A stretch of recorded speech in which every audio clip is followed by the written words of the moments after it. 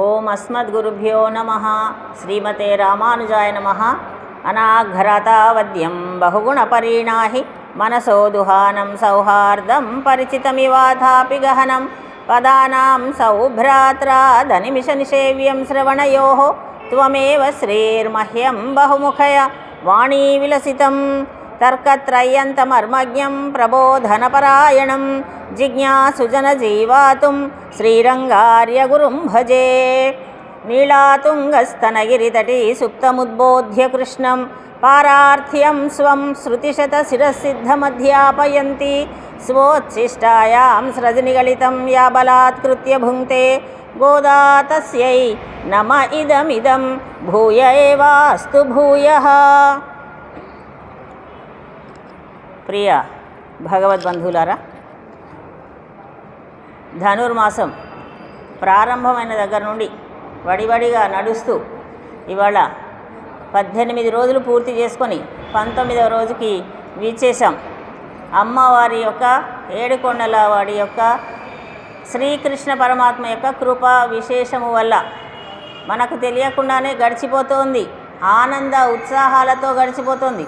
ప్రొద్దున్నే నిద్ర మేల్కొనడం, ఆలయానికి రావడం, మంగళహారతులతో రావడం, భక్తి శ్రద్ధలతో రావడం, సేవాకాలంలో పాల్గొనడం, 30 పాటలను ప్రతిరోజు పాడడం. తిరుప్పావై వ్రతం అంటే ఇదే కదా. ప్రతిరోజు 30 పాశురాలను అనుసంధానం చేయడం, ఆ తర్వాత తీర్థప్రసాద గోష్ఠి తీసుకోవడం, గానం చేయడం, 7 గోవింద నామాలను అనుసంధానం చేయడం, భగవన్నామ స్మరణ చేయడం.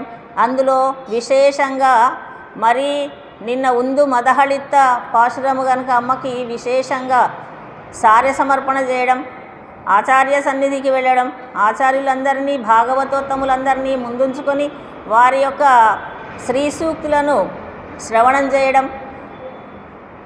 దాన ధర్మాలను చేసుకోవడం, ఇవన్నీ ఆచరిస్తూ ముందుకు వెళుతూ ఉన్నాము. నిన్న విశేషంగా ముచ్చింతలు వెళ్ళి అమ్మవారికి అక్కడ సారెను సమర్పించుకొని సాకేతవల్లి తాయార్ ముచ్చింతల్లో ఉన్నటువంటి అమ్మకి కూడా మనం అక్కడ సారె సమర్పించుకొని, అంతకుముందు మన కోవెల్లో అమ్మవారికి మన గోదా ఆముక్తమాల్యద చూడి కుడుత నాచ్యారికి ఆండాళ్ అమ్మవారికి మన సన్నిధిలో మన కోవెల్లో కూడా సారె సమర్పించుకొని ఎన్ని ఉత్సవాలు, ధనుర్మాస మహోత్సవాలు అంటే ఇవే అండి. ఆనందంగా జరుపుకుంటూ మాలా మార్పిడి కార్యక్రమాన్ని జరుపుకుంటూ విశేషంగా జరుపుకుంటూ నడుస్తూ ఉంటే అప్పుడే కాలం 18 రోజులు గడిచిపోయి 19వ రోజుకి చేరుకొని ఇవాళటి పాశురం ఇంకా విశేషమైనటువంటి పాశురం. అమ్మను స్వామిని కలిపి మేల్కొల్పడం అమ్మ ఆండాళమ్మ వారు చేస్తున్నటువంటి విశేషమైనటువంటి భగవత్ ప్రార్థన ఇది. నిన్న గోదాదేవిని నీలాదేవిని మేల్కొల్పారు. అమ్మ మేల్కొందా, మేల్కొని రాబోతుంది, ఎలా రావాలో క్రమం కూడా తెలియజెప్పారు. గాజులో చేతికి ఉన్నటువంటి గాజుల యొక్క శబ్దముతో గడియ తీసి రావలసింది. దానివల్ల మాకు ఉన్నటువంటి సకల ఉపవాసము తొలగిపోతుంది అని అమ్మ రాబోతుందట. స్వామి ఏం చేశాడు, కృష్ణ పరమాత్మ ఏం చేశాడు, ఉండు నీవే ముందుగా వెళ్ళి వాళ్లకు దర్శనం ఇస్తే మళ్ళీ నేను వెనకబడిపోతాను, నేను వెనకబడొద్దు కదా, ఆగుమని అమ్మను ఒక్కసారి ఇలా లాగాడు. అనేసరికి అమ్మ నీలాదేవి వెళ్ళి శ్రీకృష్ణ పరమాత్మ దగ్గరికి వెళ్ళిందట. వీళ్ళకి స్పష్టంగా కాదు కానీ మామూలుగా కనిపిస్తోంది లోపల దృశ్యం మన గోపికలందరికీ కూడా. మళ్ళీ అమ్మ లేవబోతుంటే నేను లేచి తలుపు గడియ తీస్తాను అని వస్తున్నాడట స్వామి. అమ్మ లేదు నేనే ముందు వెళ్ళాలి, ఎందుకంటే పురుషకార స్వరూపిణి కదా. మనకందరికీ జీవులందరినీ కూడా పరమాత్మ సన్నిధికి వెళ్ళడానికి మనకు ఉండేటటువంటి దోషములు ఏవి స్వామి చూడకుండా ఉండాలంటే ముందు అమ్మ దర్శనం కావాలనుకుంటున్నాం కదా. అందుకని ఉండండి నేనే వెళ్తా, ఎందుకంటే మన ముఖము చూడగానే స్వామికి చిరాకు పుట్టి పక్కకు తిప్పేసుకుంటాడు.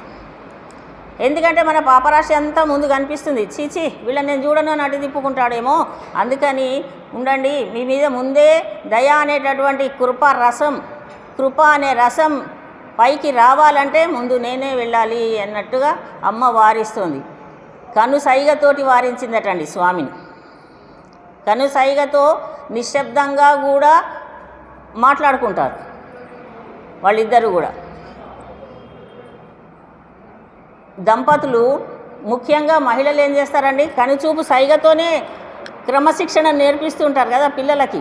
ఎక్కడికన్నా వెళ్ళినప్పుడు ముందే చెప్తారు, జాగ్రత్త, నేను నిన్ను చూశాను, నువ్వు అల్లరి చేయొద్దు, అక్కడ అల్లరి చేసావంటే చూడు ఇంటికి వచ్చిన తర్వాత నీ సంగతి అని ముందు చెప్పి, అక్కడికి వెళ్ళిన తర్వాత సమూహంలో ఉన్నప్పుడు మళ్ళీ పిల్లలు అల్లరి చేశారనుకోండి, అక్కడ చూడడం, ఇంటికి వచ్చిన తర్వాత వాడి సంగతి. క్రమశిక్షణను నేర్పేటటువంటి ఎవరంటే కుటుంబంలో తల్లి అండి మొట్టమొదలు పిల్లలకి. మన అమ్మ మనకు అవన్నీ చిన్నప్పటి నుంచి నేర్పించకపోతే ఈనాడు మనం ఇంత క్రమశిక్షణగా ఉండేవాళ్ళమండి. చూడండి, నిన్న అక్కడ ముచ్చింతలు వెళ్ళినప్పుడు ఎంత క్రమశిక్షణగా ఉన్నాం అందరం. అలా ఉండేవాళ్ళమా? కాదు కదా. అది అమ్మ గొప్పతనం, మనకి నేర్పిస్తుంది అండి అమ్మ అన్నీ. అందుకని మన నడవడిక వల్ల అమ్మకి గొప్పతనం. అప్పుడు అందరు ఏమంటారు, ఆహా ఏ కన్న తల్లి పిల్లలు అండి ఎంత చక్కగా ఉన్నారు అని. ఎవరిని మెచ్చుకుంటారు? మన పిల్లలు చక్కగా నడుచుకుంటుంటే ఎవరిని మెచ్చుకుంటారు? ముందు తల్లిని మెచ్చుకుంటారండి, తల్లిని మెచ్చుకుంటారు. అందుకని అమ్మ అందటా ఉండండి, నేను నా పిల్లల్ని నేను చూడటానికి. స్వామి అన్నాడు, నేను ముందు వెళ్తాను. ఇద్దరు ఒకరినొకరు త్వరపడుతూ ఉన్నటువంటి సన్నివేశము ఈనాటి పాశురం 19వ పాశురం. குத்து விளக்கரிய கோட்டுக்கால் கட்டில் மேல் மெத்தென்ன பஞ்சசேனத்தில் மேலேறி கொத்தலர் பூங்கு வண்ண பின்னை கொங்கை மேல் மைத்தடங்கண்ண மணல் மார்பா வாய்திரவாய் மைத்தடங்கண்ணினாய் நீயுன் மணாளனை எத்தனை போதும் துயிலட ஒட்டாய்காள் எத்தனை ஏலும் பிரிவாத்தகில்லாயால் తత్తువమన్రు తగవెన్రు ఏలోరెంబావాయ్ అని. అమ్మా, ఇది నీ స్వభావం కాదు అని చెప్తున్నారండి. అమ్మ యొక్క స్వభావం ఏమిటని చెప్పుకుంటున్నాం. అమ్మని ఏమన్నారు? పురుషకార స్వరూపిణి అన్నారు. పురుషకార స్వరూపిణి అంటే ఈ జీవుడు మన దేహంలో చాలా సూక్ష్మముగా జీవాత్మ ఉంటుంది. ఆ జీవాత్మలో ఇంకా పరమాణువు అంత పరమాత్మ ఉంటాడు. ఆ పరమాత్మని, ఈ జీవాత్మని పరమాత్మ సన్నిధికి వెళ్ళేటటువంటి దారిని మనకు చూపించేటటువంటి తల్లి అండి పురుషకార స్వరూపిణి. అంటే మన పాపాలన్నీ కనిపించకుండా స్వామికి మన గురించి మంచి మాటలే చెప్పేటటువంటి తల్లి. అటువంటి తల్లిని ఈరోజు మేల్కొల్పుతున్నారు. అయితే భార్యాభర్తలు కలిసి ఉండడాన్ని ఏమంటారు? మిథునం అంటారండి. అయితే మన సంప్రదాయంలో ఏమంటారంటే చేత్తి అంటారు, చేత్తి పాశురం అంటారు దీన్ని. అందుకనే చేత్తి సేవ ఈరోజు జరుగుతుంది. ఇద్దరిని, కృష్ణ పరమాత్మను నీలాదేవిని ఇద్దరిని మేల్కొల్పడం ఈనాటి పాశురం యొక్క విశేషం అన్నమాట.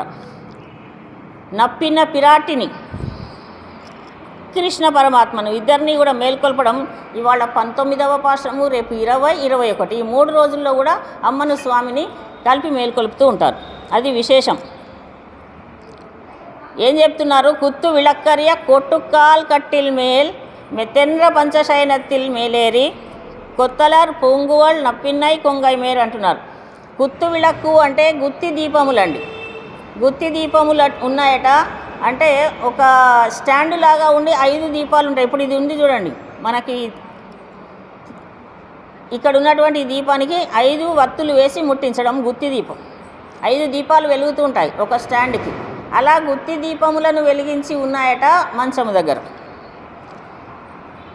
దంతపు కోళ్ళుతో ఉన్నటువంటి ఒక మంచానికి 4 కోళ్ళు ఉంటాయి. ఆ 4 కోళ్ళు కూడా ఎక్కడట కృష్ణ పరమాత్మ కువలయాపీడం అనేటటువంటి ఏనుగుని సంహరించాడు కదా, ఆ ఏనుగుకి 4 దంతాలు. ఆ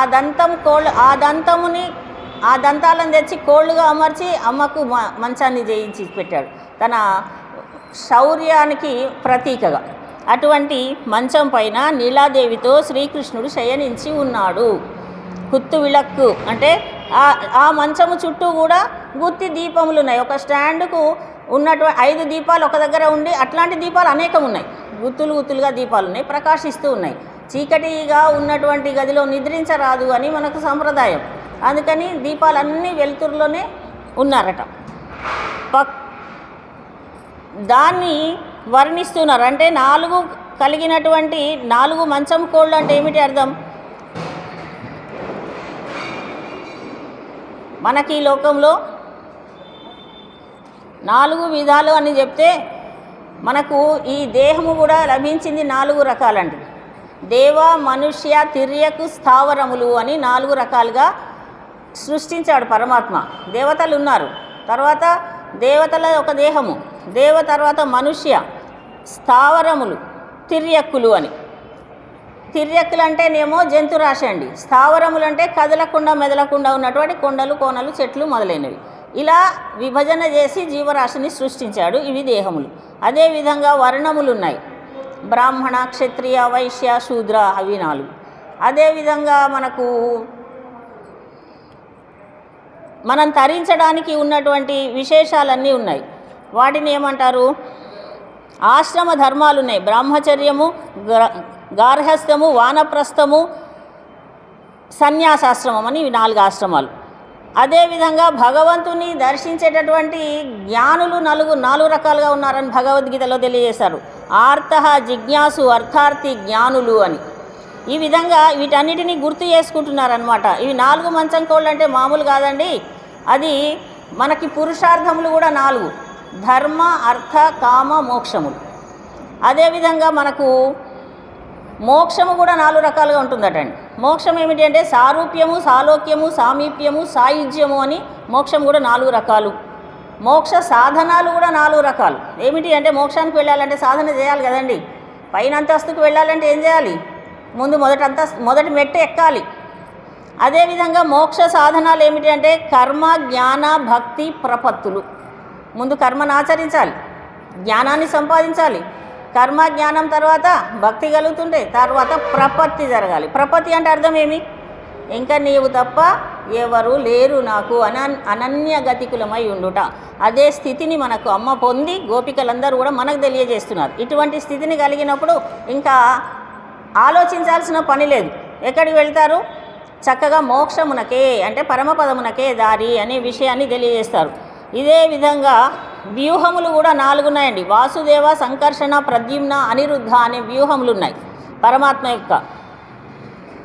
భగవత్ క్రియలు కూడా 4 ఉంటాయి: సృష్టి, స్థితి, సంహారము, మోక్షప్రదము అని. ఇలా ఈ 4టితో కూడి ఉన్నటువంటి ఒక శాస్త్రములలో చెప్పబడినటువంటి విషయాలన్నీ కూడా చతుర్విధములుగా ఉన్నాయి. అదేవిధంగా గొప్పనైనటువంటి మంచము పైన శయనించి ఉన్నారు. ఆ మంచానికి కూడా 5 లక్షణాలు ఉన్నాయటండి. ఏం చెప్తున్నారు? మెత్తెన్ రపంచ శయనత్తిల్ మేలేరి. మెత్తని 5 ఆ పడకకి కూడా 5 లక్షణాలట. మంచం పైన ఉన్నటువంటి మంచానికి 5 లక్షణాలు ఉండాలట. ఏమిటంటే 5 లక్షణాలు? చక్కగా పరుపు మెత్తగా ఉంటే సరిపోతుంది కదా మనం ఇప్పుడు అనుకుంటున్నాం, కానీ అక్కడ తెలియజేస్తారు. అవేంటి 5 లక్షణాలు అంటే వేసవిలో చల్లదనంగా ఉంటుందట, వేసవికాలం చల్లదనంగా ఉండాలి, శీతాకాలం వెచ్చదనంగా ఉంటుంది, అదేవిధంగా పరిమళాలను వెదజల్లుతూ ఉంటుంది, విశాలంగా ఉంటుంది, ఎత్తుగా ఉంటుంది. ఇవి 5 రకాలు. ఈ 5 రకాలతో కూడి ఉన్నదట. మనం అనుకుంటున్నాం ఇప్పుడేమో చాలా భోగాలను అనుభవిస్తున్నామని, కానీ మనం అనుభవించే భోగమే కాదు. ఎందుకంటే మనము కనీసము ప్రకృతి సిద్ధంగా లభించినటువంటి పత్తితో చేసినటువంటి పరుపులు ఉండేవి అంతకుముందు, ఇప్పుడు ఉన్నాయా? అదేంటో ఫైబర్, ఏదో ఫైబరు, ప్లాస్టికు, ఏదైతే మానవులకు ఉపయోగపడనటువంటి అనారోగ్యాన్ని కలుగజేసేటటువంటి పదార్థాలతోటే ఇప్పుడు అన్ని వస్తువులు తయారవుతున్నాయి. అదే మనం చూసి గొప్ప ఐశ్వర్యం అనుకుంటున్నాం. దానివల్ల ఏమవుతుంది? మనకు ఆనందం కాదు కదా, అనారోగ్యం కలుగుతుంది కదా. నిద్ర పట్టకపోవడం ఏంటండి? మరి 10,000 20,000 పెట్టుకున్నటువంటి పడక మీద పడుకుంటే నిద్ర పట్టకపోవడం ఏంటి? నిద్ర లేదండి అని ఆసుపత్రి చుట్టూ తిరుగుతున్నారా? ఎందుకంటే అది కారణం. ఇవన్నీ ఉండవలసినటువంటి అసలు లక్షణాలు లేవు, మనకు అనవసరమైనవన్నీ ఉన్నాయి, అనారోగ్యాన్ని తెచ్చేటటువంటి ఉన్నాయన్నమాట. అయితే ఈ తెల్లదనము, మెత్తదనము, విశాలము అనేటటువంటి ఇవన్నీ 5 రకాలు చెప్తున్నారంటే ఏమిటి అర్థం? అందులో మళ్ళీ అంతరార్థం ఏమిటి అంటే అర్ధపంచక జ్ఞానం చెప్తున్నారండి. మానవుడికి ఉండవలసిన జ్ఞానం ఏమిటి అంటే అర్ధపంచక జ్ఞానం అనే ఒక 5 విషయాలు చెప్పారు. ఏమిటండి అందులో అంటే నేనెవరూ తెలియాలట. అదేమిటండి నేనెవరేంటి? నేను ఫలానా వాళ్ళకి పుట్టాను, పెరుగుతున్నాను, ఉంటున్నాను, మా ఊరు ఇది, నేనెవరు, ఎందుకు ఇక్కడికి ఇచ్చేశాను, భగవంతుని దర్శించుకోవాలంటున్నారు, భగవత్ తత్వం ఏమిటి, ఆ దర్శించినటువంటి భగవంతుని చేరాలంటున్నారు, చేరడానికి మార్గం ఏమిటి, 3వది, 4వది చేరడానికి ఉపాయం ఏమిటి, 5వది. ఇది చేరాలనుకుంటూ ఉంటే కూడా విరోధం ఉంటుంది, ఈ విరోధులు ఎవరు, ఇవి 5 ముఖ్యంగా తెలుసుకోవాలట. ఇవి 5 తెలుసుకున్నప్పుడు మాత్రమే కర్మ భక్తి జ్ఞానము తెలుసుకొని మోక్ష సాధనానికి వెళ్ళగలుగుతారు. ఇవి తెలుసుకోవడానికి కోసమనే మనకు వేదములు, వేదాంగములు, ఉపనిషత్తులు, బ్రహ్మసూత్రములు, మహాభారత, భాగవత, రామాయణాదులు, భగవద్గీతాదులన్నీ కూడా ఉద్భవించాయి. దేనికోసం? ఈ అర్ధపంచక జ్ఞానాన్ని మనకు చెప్పడం కోసం.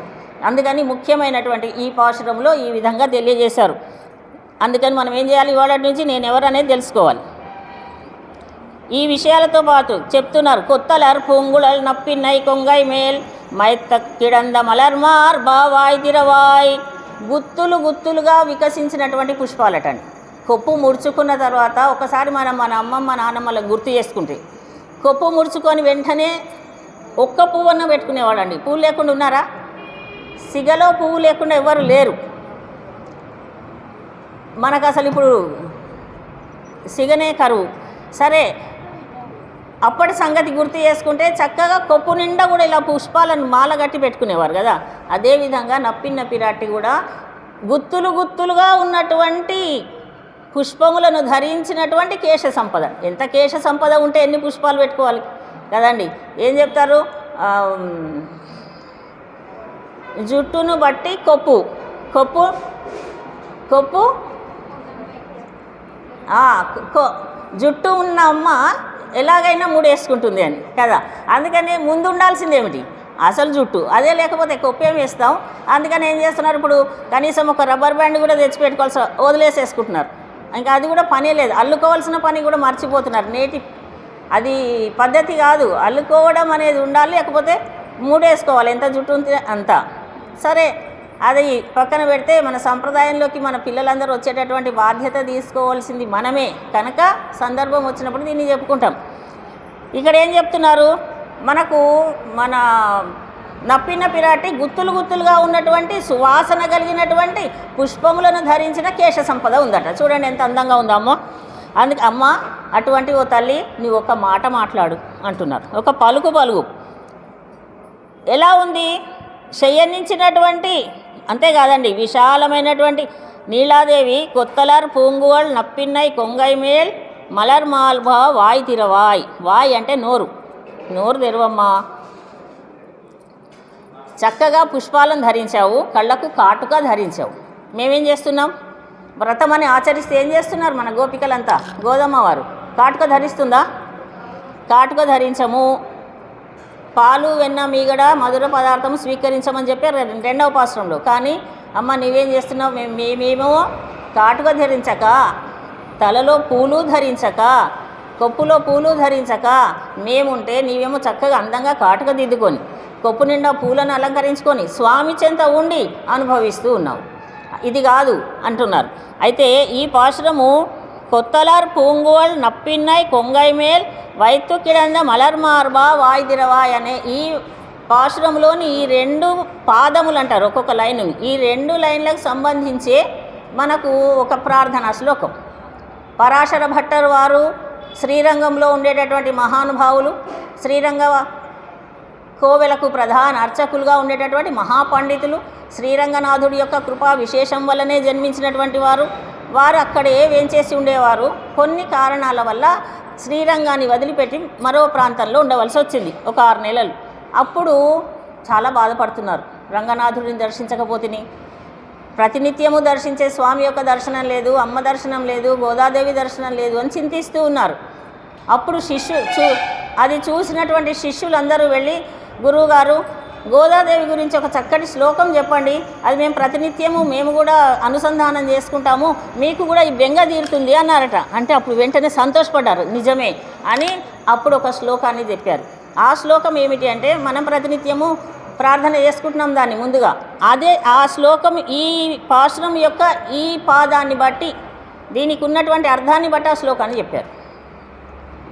ఏమిటి? కొత్తలార్ పూంగువల్ నప్పిన్నై కొంగై మేల్ వైత్తు కిడందర్ మలర్ మార్బా వాయ్ తిరవాయ్ అని. అమ్మ, నీవు చక్కగా స్వామి చెంత ఉన్నటువంటి దానవు, వికసించినటువంటి పుష్పాలు ధరించావు, కేశములను అందంగా అలంకరించుకున్నావు, కళ్ళ కాటుకను ధరించావు, స్వామిని నీ చెంత ఉంచి కట్టి వేసుకున్నావు. అది భావం. అది ఆ భావన వచ్చేటట్లుగా నీళాతుంగ స్తనగిరి తటి వారు చెప్పినటువంటి ప్రార్థన శ్లోకం. నీళాతుంగస్తనగిరితటీ సుప్తం ఉద్బోధ్య కృష్ణం పారార్థ్యం స్వం శృతిశత శిరసిద్ధమధ్యాపయంతి స్వోచ్ఛిష్టాయాం సృజనిగళితం యా బలాత్కృత్య భుంక్తే గోదా తస్యై నమ ఇదమిదం భూయ ఏవాస్తు భూయః అని 5 లక్షల మంది గోపికలు శ్రీకృష్ణ పరమాత్మ యొక్క దివ్య సందర్శనం కోసం వస్తూ ఉంటే వాళ్ళందరికీ దర్శనాన్ని కృప చేయవలసినటువంటి స్వామిని నీ చెంతనే ఉంచుకున్నావు, అంతే కదండి. ఎవరి దగ్గర ఉంచుకుంది? నప్పిన పిరాటి నీ దగ్గర ఉంచుకున్నటువంటి దానవు స్వామి నీ చెంత నీలాతుంగ స్తనగిరి నీలాదేవి యొక్క ఉత్తుంగ స్తనముల యందు నిద్రించినటువంటి స్వామిని మేల్కొల్పి మాకు దర్శన భాగ్యం కలిగించు అనేటటువంటి అలా మనకు ఉపకారము చేసినటువంటి ఆ అమ్మకు గోదాదేవికి మళ్ళీ మళ్ళీ నమస్కారం అని ఆ శ్లోకం యొక్క భావం. నిద్ర మేల్కొని రమ్మంటే కదా నీలాదేవి పంపిస్తే కృష్ణ పరమాత్మ వచ్చాడు. అలా కృష్ణ పరమాత్మను మేల్కొల్పినటువంటి తల్లి గోదాదేవి. అందుకని గోదాదేవి ఉత్తమురాలు. అందుకని గోదాదేవి ఆచరించినటువంటి ఈ వ్రతము గొప్పది. గోదాదేవి చెప్పినటువంటి ఈ వాక్యాన్ని అనుసరించి అప్పుడు పరాశర భట్ట ద్వారా ఆ శ్లోకాన్ని మనకు అందించారు. అది విశేషమైనటువంటి పాశ్రం ఇవాళ. అందుకని అమ్మా నీ నోరు తెరిచి ఒక పలుకు పలుకమన్నారు. మైత్తడంగండినాయి నీయున్మనాళనై నీ కన్నులకు కాటుక ధరించిన దానా అన్నారు. కాటుక ఎందుకు ధరిస్తారండి? కాటుక ధరించడం అంటే కాటుక ధరించడానికి కూడా లాభం ఉంది. కాటుక ధరించినటువంటి కన్నులలో దయ కరుణ ఉంటుందట అమ్మకు. అందుకని కాటుక ధరింపజేస్తారు. అద్దము కూడా చూపిస్తారు. అమ్మాయికి కూడా వివాహ సమయంలో అన్ని వస్తువులు ఇస్తాం కదండి మనము. కాటుక, తిలకము, సారెలో మనం అన్నీ ఇస్తున్నాం చూడండి. ఎందుకు ఇస్తారు అవన్నీ? వాళ్ళు కొనుక్కోలేకనా? మగపెళ్ళి వాళ్ళు కాదు కదా. మనం ఎందుకు ఇస్తాము అంటే అమ్మాయికి శత్రు బాధ ఉండకుండా.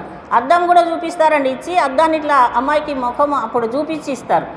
ఎందుకనంటే శత్రువుల యొక్క బాధ నా కుమార్తెకు ఉండకూడదు అని. అద్దంలో సూర్య భగవానుడు ఉంటాడట. అద్దంలో సూర్య భగవాను యొక్క శక్తి ఉంటుంది. ఆ సూర్య భగవానుడు నా కుమార్తెను చల్లగా రక్షించుగాక అని అట్లా ఒక్కొక్క కాటుక కంటికి చల్లదనాన్ని ఇవ్వాలి, కరుణను ఇవ్వాలి. అందరి యందు కరుణ కటాక్షాలు ఉండాలి. అందరి యందు దయ కలిగి ఉండాలి. అత్తవారింట్లో దయతో ఉండాలి, నెమ్మదిగా మాట్లాడడం ఉండాలి. ఇవన్నీ తన పిల్లకు అమ్మాయికి అలవడాలని ఇవన్నీ ఇస్తారనమాట. అదేవిధంగా మైత్తడంగండినాయి నీయున్మనాళనై రామచంద్రస్వామి కూడా కళ్ళకు కాటుక ధరించినటువంటి కన్నుల యొక్క అందానికి కొలుస్తున్నారు ఇక్కడ.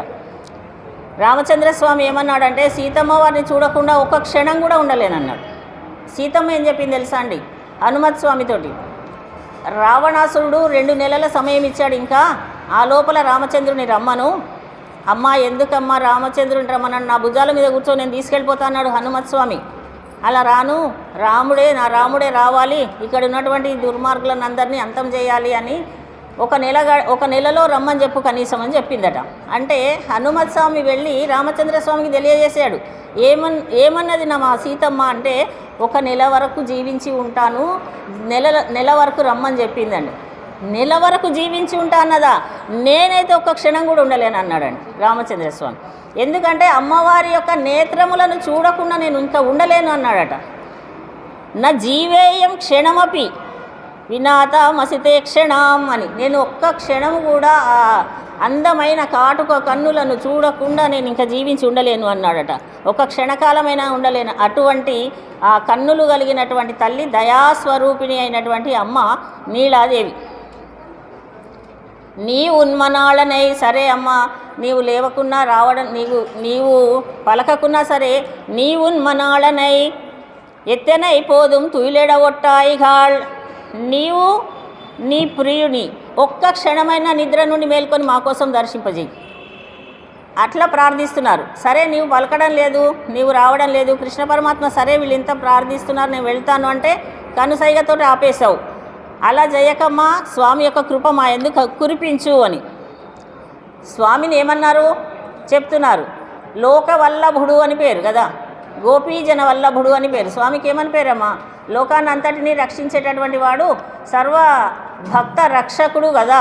భక్త రక్షకుడు అయినటువంటి ఆ స్వామిని మేమందరము భక్తులము దర్శించడానికి వస్తే మాకు దర్శనం ఇవ్వకుండా చేయడము నీ యొక్క స్వభావానికి తగదు అని అసూయ పడుతున్నారండి గోపికలు. మేమందరము ఎంత పొద్దున్నో కదా మా ఊరిలో ఉన్నటువంటి పెద్దవాళ్ళు అంగీకరిస్తే ఈరోజు మేము వ్రతం అనేటటువంటి మిషతోటి వచ్చి స్వామిని దర్శించాలని వస్తే మళ్ళీ మా పెద్దవాళ్ళు తెల్లవారిందంటే అనుమతిస్తారో లేదో, నడవండి కృష్ణుని దగ్గరికి ఎందుకంటారో, ఇన్ని భయాలండి వాళ్లకు. అందుకని ఇంత సమయాన్ని మేము చూసుకొని వస్తే నీవేమో స్వామిని మా దగ్గర పంపించడం లేదు అని అసూయపడుతున్నారు. ఎత్తనే ఏలుం పిరివా అత్తగిల్లాయాల్, నీకు ఒక్కడికేనమ్మ భర్త, లోక భర్త అని పేరు పరమాత్మకి కదండి. ఈ జీవాత్మ మనందరం ఎవరమంటే స్వామి ఒక్కడే అండి భర్త. మనలందరినీ కాపాడేవాడు, మనలందరినీ రక్షించేవాడు ఆయనే. అందుకనే లోకభర్త అని పేరు పరమాత్మకు. ఈ లోకాన్నంతటినీ భర్త అంటే అర్థమేమి? భరించువాడు, రక్షించువాడు, కాపాడువాడు. ఈ లోకాన్నంతా రక్షించేది ఎవరు? సరే, ఈ లోకంలో భార్య భర్త అనే పేర్లున్నా అప్పటి వరకు అది కుటుంబం వరకు, కానీ లోకాన్నంతా రక్షించేటటువంటి వాడు లోకభర్త అనేటటువంటి పేరున్నటువంటి నీ స్వామిని నీవు ఇంకా ఒక క్షణం కూడా నువ్వు వదిలి ఉండలేకపోతున్నావే. ఇది నీ స్వభావానికి తగిందేనా? ఒక క్షణమైనా విడిచి ఉండవా? ఇది నీ స్వరూపమా అంటున్నారు. ఏమిటమ్మ స్వరూపం? భక్తులందరినీ దర్శించుమని చెప్పి మన కోసమనే హృదయంలో నివసించి ఉండే తల్లి కదా, హృదయ వాసిని ఎవరు? లక్ష్మీదేవి. స్వామి చెంత ఉండి స్వామికి మన గురించి చెప్పి మన యందు దయాకృప వర్షాన్ని కురిపించే నీవే ఆ స్వామిని మా యందు పంపించకపోతే మేము ఎవరికి నమస్కరిస్తాము, ఎవరిని దర్శిస్తాము, ఎవరికి మా గోడు చెప్పుకుంటాము అని ఇవాళ నీ స్వరూపం కాదు. ఎత్తన ఏలుం పిరివాత్తగిల్లాయాయ్ తత్తువ మన్రు తగవెండ్రు. తత్వమన్రు ఇది నీ స్వభావము కాదు, ఇది నీ స్వరూపం అంతకన్నా కాదమ్మా. నీవెవరు అంటే దేవ దివ్య మహిషివి. సాక్షాత్తు ఆ శ్రీమన్నారాయణుడికి పట్టపు రాణి అండి అమ్మ లక్ష్మీదేవి. ఆ లక్ష్మీదేవియే ఈనాడు నప్పిన్న పిరాటిగా విచ్చేసింది. నప్పిన్న పిరాటిగా విచ్చేసినటువంటి తల్లి నీవు సాక్షాత్తు లక్ష్మీదేవివే. స్వామి నీవు స్వామి దగ్గర ఉండేటటువంటి దివ్య మహిషివి. దేవదేవ దివ్య మహిషి అఖిల జగన్మాతరం. నీవు కూడా అఖిల జగన్మాతవు. నీవు మా గోడు పట్టించుకోవాలి అని తెలియజేస్తారు. అందుకనే మన కోవెల్లో ఈనాడు ఇంత విశేషంగా రోజొక విశేషం. గుత్తి దీపాలు వెలిగించడం కోసం ఎంత చక్కగా ఈసారి స్టాండ్ కూడా చేసి తెచ్చిపెట్టారు. దీపాలన్నీ వెలిగించడానికి అతి అద్భుతమైనటువంటి కార్యక్రమాన్ని జరుపుకుంటున్నాం మనం. ఇదంతా కూడా చూస్తుంటే ఎలా ఉంది అంటే అమ్మ ఎవరి కోసమని ఈ వ్రతాన్నంతా ఆచరించింది? ఎవరిని భర్తగా పొందాలని?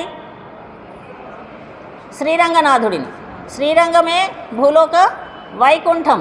శ్రీరంగం ఎంత భూలోక వైకుంఠమో ఇప్పుడు మన కోవెల అలాగే దర్శనం ఇస్తుందా మనకు? లేదా? భక్తజన సందోహం ఒక పక్కన సరిపోవడం లేదు, స్థలం సరిపోవడం లేదు మన కోవెల్లో. భక్తజన సందోహము పరమాత్మ యొక్క దివ్య తిరుముఖ మండలంలో, అమ్మ గోదాదేవి యొక్క తిరుముఖ మండలంలో, పద్మావతి అమ్మవారి యొక్క పద్మావతి తాయారు సన్నిధిలో అమ్మ యొక్క ఆనందం అత్యధికమవుతుంది. ఎప్పుడు ఆనందపడతాడు స్వామి? భక్తులు ఎక్కువ మంది వస్తే ఆనందపడతాడా? లేదు ప్రసాదాలు ఎక్కువగా ఇస్తుంటే ఆనందపడతాడా? ప్రసాదాల వైభోగం కూడా ఉంది కదా మనకు. శ్రీరంగంలో ప్రసాదాల వైభోగమే అండి. వైభవం ఎక్కడ అంటే శ్రీరంగంలో భగవంతుని యొక్క గుణగానం జరగాలండి. కోవెల అంటే ఏమిటి అంటే మన కోవెల అందుకనే ఎలా చెప్పబడి ఉందో మనకు పెద్దలు ఎలా సాయించారో అలా నడుస్తున్నటువంటి కోవెల మన కోవెల. ఏమిటి అంటే భగవంతుని సన్నిధిలో తీర్థప్రసాద కైంకర్యము అందరికీ అందాలి. ముందు కూర్చున్న వాళ్ళకి అందినట్టే చివరి వాళ్ళకు కూడా అందుతోందా లేదా? అందరికీ అందిందా లేదా? మన రాఘవయ్య గారు అడుగుతున్నారా లేదా? మన అర్చక స్వాములు ప్రసాద వితరణ అంత గొప్పగా ఉండాలి. శ్రీరంగంలో అలాగే ఉంటుంది. అందరూ కూడా చెప్పుకుంటారట, రంగప్పని కోవెలలో పొంగలి దద్దోజనంబు పులిహోరయిన్ తిరుపణ్యారములు సంగతిగా మేము సాపడుదామా అని. ఆ విధంగా ఉన్నటువంటి మన కోవెల సాక్షాత్తు భూలోక వైకుంఠమైనటువంటి శ్రీరంగం వల్లనే ఈ మన కోవెల కూడా అంత దివ్యంగా భవ్యంగా మన ఉత్సవాలను జరుపుకుంటూ ఉండడం వల్ల స్వామికి ఆనందం. కేవలం ప్రసాదాలు తీసుకొని తీర్థగోష్ఠి తీసుకొని వెళ్ళడానికి ఆనందం కాదు. భక్తులు ఎక్కువగా రావాలి. భక్తులు భక్తితో పరమాత్మ నమస్కరించాలి. భగవంతుని యొక్క గుణగానాన్ని శ్రవణం చేయాలి. ఇది ముఖ్యం కోవెలకి. కోవెలకు ముఖ్యం ఏమిటి అంటే భగవంతుని యొక్క గుణ వైభవాన్ని మనందరము శ్రవణం చేస్తూ ఉండాలి. అది గొప్పతనం అండి. లేకపోతే అది అలా ఉండడం వల్ల వైభవం కూడా పెరుగుతుంది. గుణవైభవం స్వామిది ఎప్పుడైతే పెరుగుతూ ఉంటుందో అప్పుడు వాతావరణం అంతా కూడా భక్తి తత్పరతతో నిండి ఉంటుంది అని చెప్తారు. ఇదే విషయాన్ని మనకు శ్రీ శ్రీ శ్రీ శంకర భగవత్పాదుల వారు శ్రీరంగాన్ని దర్శించుకున్నారట. దర్శించుకున్న వెంటనే శ్రీరంగనాథుడిని దర్శించిన వెంటనే ఒక శ్లోకాన్ని అందించారండి వారు. అద్భుతమైనటువంటి శ్లోకం. ఇదం హిరంగం త్యజతామిహాంగం పునర్న చాంగం ఇది చాంగమేతి పాణౌరధాంగం శయనే భుజంగం యానే విహంగం శరణే అంబుజాంగం అని అద్భుతంగా చెప్పారు. ఏమండి, భూలోక వైకుంఠం అంటున్నారు శ్రీరంగాన్ని. శ్రీరంగ దివ్యక్షేత్రమే మొట్టమొదలు. ఆ శ్రీరంగనాథుడు విభీషణుల వారికి ఇచ్చినటండి. ఎవరు పూజించారు మొట్టమొదలు శ్రీరంగనాథుడిని అంటే రామచంద్రస్వామి అండి. వాళ్ళ కుల దైవం, కులధనం అంటారు. మన కులధనం ఏమిటి అంటే దైవం అండి. మనం ధనము డబ్బులు వేలు లక్షలు కోట్లు ఉంటే అది ధనం అనుకుంటాం, ధనవంతులు అంటాం. కాదు, దైవమే ధనం మనకు. కులధనం రామచంద్రుని యొక్క ఇక్ష్వాకు వంశ ప్రభువులందరి యొక్క కులధనం ఎవరంటే ఆ రంగనాథస్వామి. ఆ రంగనాథస్వామి రామచంద్రస్వామి లంక నుండి అమ్మ సీతమ్మ తల్లిని తీసుకుని వెళ్ళినాక పట్టాభిషేకం జరిగింది అయోధ్యలో. అందరినీ పిలిచాడండి. అప్పుడు విభీషణుడు కూడా వెళ్ళారు. విభీషణుడు అన్నారు, సరే మళ్ళీ వెళ్ళాలి కదా, ఎవరి రాజ్యానికి వాళ్ళు వెళ్ళారు. ఎన్ని రోజులను ఉంటారండి, అలాగే ఉన్నారట. నెల 2 నెలలు 3 నెలలు. ఇంకా రామచంద్రస్వామిని వదిలి వెళ్ళిపోవడం ఇష్టపడడం లేదు ఎవ్వరు. సరే ఎవరి కార్యక్రమాలకి వాళ్ళు వెళ్ళాలి అన్నప్పుడు విభీషణుడు అన్నాడట, స్వామి మీ గుర్తుగా నాకేమని ఇవ్వండి అంటే వాళ్ళ యొక్క కులధనాన్ని ఇచ్చేశాడు రామచంద్రస్వామి విభీషణుడికి. ఆ కులధనమైనటువంటి రంగనాథ స్వామిని విమానముతో కూడినటువంటిదండి. అంటే మనం ఇంట్లో మన పెరుమాళ్ళని ఉంచుకునేటటువంటి పేటిక ఉంటుంది కదా, దాన్ని ఏమంటారు, భువనేశ్వరం అంటారు. అలాంటి భువనేశ్వరం మొత్తం ఇచ్చేశాడు రామచంద్రస్వామి. ఎప్పుడూ ఇక్ష్వాకు దగ్గర నుంచి పూజిస్తున్నటువంటి స్వామి రంగనాథ స్వామి వారి గృహములో ఇచ్చేస్తే అది పట్టుకొని వెళ్తున్నాడు. సాయంకాలం అయింది, లంకకు వెళ్ళాలి విభీషణుల వారు. లంకకు వెళ్తూ సాయంత్రం అయింది. ఆ సమయంలో కావేరీ నది దగ్గరకు వచ్చారు. సంధ్యావందనం ఆచరించడానికని ఆ పెరుమాళను కింద ఉంచారట. అక్కడే ఉండిపోయాడు రంగనాథుడు. ఉభయ కావేరీల మధ్యలో వచ్చి నమస్కరించాడు, ప్రార్థించాడు, బాధపడ్డాడు. హే రామచంద్ర, ఇదేమిటి ఇక్కడే ఉండిపోయావని అంటే లంక దాకా వెళ్ళడానికి ఇష్టం లేదు మన రంగనాథుడు. అక్కడే స్థిరంగా ఉండిపోయాడట. అయితే విభీషణుడు ప్రార్థన చేస్తే సరే అని అటువైపు చూస్తూ ఉంటాడండి. శ్రీరంగం కోవెల దక్షిణ ముఖంగా ఉంటుంది. దక్షిణంలో ఉన్నటువంటి లంక ఎక్కడుంది, దక్షిణం వైపు కదా. దక్షిణం వైపు మీ నగరాన్నే చూస్తూ ఉంటాను అని అభయం ఇచ్చాడు రంగనాథస్వామి.